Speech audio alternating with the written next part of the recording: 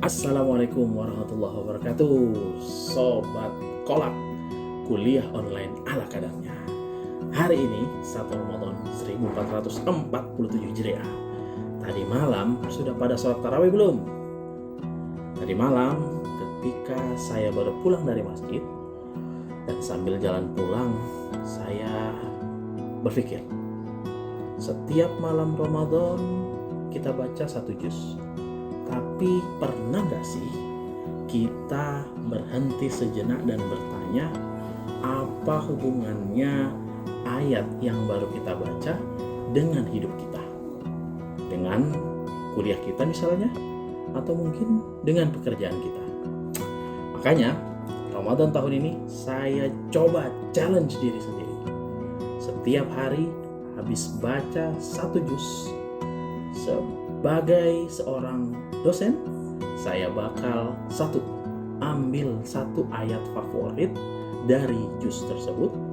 Kedua, ambil satu hadis yang relevan. Dan yang ketiga, saya akan coba untuk hubungkan dengan mata kuliah yang saya ajar. Dan hasilnya luar biasa. Ternyata Al-Quran itu relevan banget. Bahkan dengan metodologi penelitian yang semester ini saya ajar. Mari kita mulai dengan hari pertama. Juz 1 itu kalau kita lihat dalam Al-Quran isinya surat Al-Fatihah dan juga awal-awal dari surat Al-Baqarah. Dan ayat favorit saya hari ini adalah Al-Fatihah ayat ke-6 yang setiap hari kita baca minimal 17 kali. Apa itu? Yang ayat ke-6, ihdinas siratal mustaqim, tunjukilah kami jalan yang lurus. Nah, kalau dipikir-pikir, ayat ini itu adalah doa pembuka yang sempurna banget buat peneliti. Kenapa? Karena sebelum kita mulai riset, kita harus nentuin dulu jalan kita. Mau pakai paradigma apa? Positivisme, interpretatif, atau mungkin kritis? Masing-masing punya jalannya sendiri. Masing-masing punya konsekuensinya sendiri. Jadi, setiap kali baca ayat ini, saya selalu tambahkan dalam hati, ya Allah, tunjukkan aku jalan metodologis yang lurus, jalan yang jujur, jalan yang transparan, jalan yang bertanggung jawab. Karena saya yakin ilmu itu amanah, dan amanah harus sampai lewat jalan yang benar. Terkait dengan hadis yang relevan, saya kira hari ini ada salah satu hadis yang diriwayatkan oleh Bukhari dan Muslim, yaitu may yuridillahu bihi khairan yuwaffiqhu fiddin, yang artinya barang siapa yang Allah kehendaki kebaikan, niscaya dia akan memberikannya pemahaman yang dalam tentang agama. Nah, mungkin cukup sering kita dengar hadis ini dikaitkan dengan ilmu fikih, tapi sebenarnya tafaqquh fiddin itu luas banget maknanya, termasuk pemahaman tentang alam semesta, tentang kehidupan, tentang ilmu-ilmu sosial. Jadi kalau saya sebagai dosen atau mungkin Anda mahasiswa dikasih kemudahan buat paham teori-teori rumit, buat nangkap esensi di balik konsep abstrak, atau buat nemuin korelasi yang nggak kelihatan oleh orang lain, ya itu bisa jadi adalah tanda Allah lagi sayang sama Anda, lagi sayang sama kita. Tapi syaratnya pemahaman itu harus dipakai buat kebaikan, bukan buat sombong, bukan buat ngerendahin orang lain, apalagi bukan buat kejar publikasi saja. Nah, pemahaman yang dalam itu harus melahirkan kebermanfaatan. Setuju? Ngomongin pemahaman yang dalam, saya jadi ingat satu tokoh, yaitu Imam Syafi'i. Beliau ini adalah yatim. Beliau yatim sejak kecil, tumbuh dalam kemiskinan di Mekah.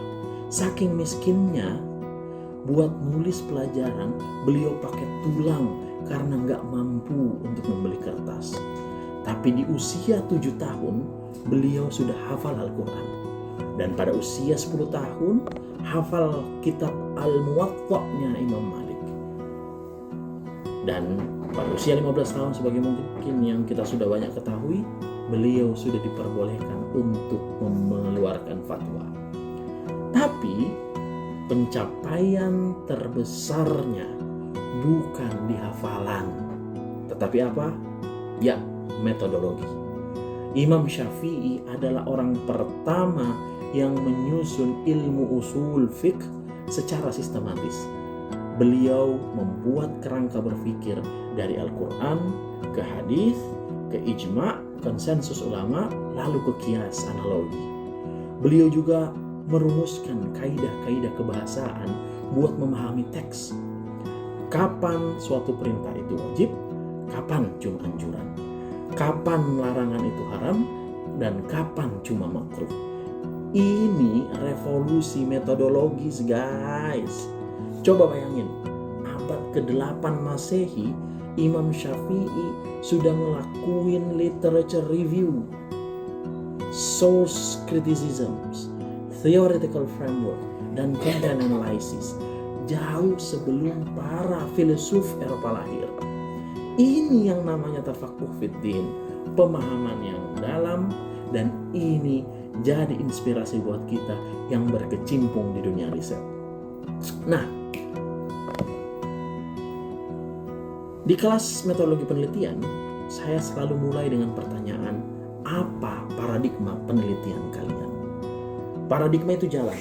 Positivisme, interpretatif, ataupun kritis, semua punya jalannya masing-masing. Yang penting bukan milih yang paling benar, tapi memilih yang paling sesuai dengan tujuan penelitian. Dan yang lebih penting, kita harus sadar dengan pilihan jalan kita. Ayat ihdinas siratal mustaqim mengajarkan kita buat selalu minta petunjuk. Jangan sombong dengan pilihan metodologi kita. Jangan merasa paling benar, karena pada akhirnya metodologi cuma alat. Yang dinilai apanya? Tentu saja prosesnya oleh Allah Subhanahu wa Ta'ala. Ramadan hari pertama ini jadi pengingat buat saya pribadi. Jadi dosen itu bukan cuma urusan transfer ilmu, tapi bagaimana mewariskan cara berpikir. Seperti Imam Syafi'i yang mewariskan metodologi, bukan cuma hafalan. Dan kebahagiaan terbesar, membayangkan suatu hari nanti ada mahasiswa yang saya ajarkan, mahasiswa bimbingan saya yang jadi peneliti handal, yang mampu melahirkan kebijakan-kebijakan yang pro rakyat, yang mampu menulis buku yang menginspirasi. Dan insya Allah semoga itu menjadi amal jariah yang terus mengalir. Itu mahal, guys, nggak bisa ditukar sama apapun. Oke, itu dia catatan Ramadan hari pertama dari saya. Besok kita akan lanjut ke juz 2, insya Allah. Terakhir, jangan lupa tadarusnya dijaga, refleksinya diperdalam, bahagianya dirasakan. Saya Ki Ulum, sampai ketemu besok. Assalamualaikum warahmatullahi wabarakatuh.